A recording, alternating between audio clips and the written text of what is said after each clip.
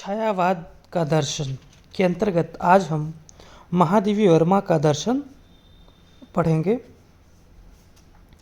छायावाद की महत्वपूर्ण कवियत्री महादेवी वर्मा भी छायावाद के दार्शनिक पक्षों को अपने कृतित्व के आधार पर धारण करती हैं। आध्यात्मिक स्तर पर वे उपनिषद और बौद्ध धर्म से जुड़ी हैं, किंतु उनकी छायावादी मानसिकता उन्हें भी अंततः कर्मवाद की प्रेरणा देती है। उनकी कविता में मूलतः जो दर्शन दिखता है वह उपनिषदों से लिया गया है।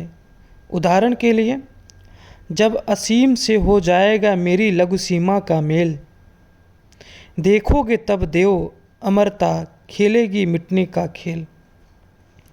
उनकी कविता में जिस दूसरे दर्शन का प्रभाव दिखाई देता है वह बौद्ध धर्म दर्शन की एक शाखा शून्यवाद का है। इस बात पर हिंदी समीक्षा में विवाद है कि उनके द्वारा प्रयुक्त शून्यता को क्या बौद्ध धर्म दर्शन की शून्यता की धारणा माना जा सकता है, किंतु प्रायः स्वीकार किया गया है कि किसी न किसी मात्रा में उन पर शून्यवाद का प्रभाव है। कहीं कहीं वे स्पष्ट कहती हैं, शून्यता में शून्य का अभिमान ही मुझको बनाना। इस आध्यात्मिक भावभूतियों से जुड़े रहने के बावजूद अंततः महादेवी की कविता भी कर्मवाद की प्रेरणा देती है।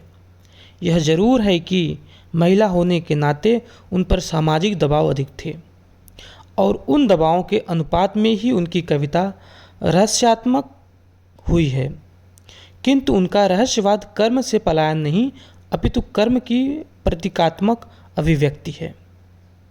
कुछ कविताओं में उनकी यह मानसिकता उन्हें अनंत कर्म करने की प्रेरणा देती है।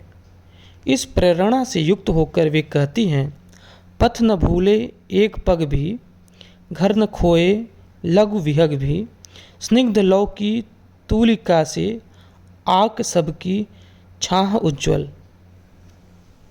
ये महादेवी वर्मा का दर्शन है जो आपके समक्ष पढ़ा गया। धन्यवाद।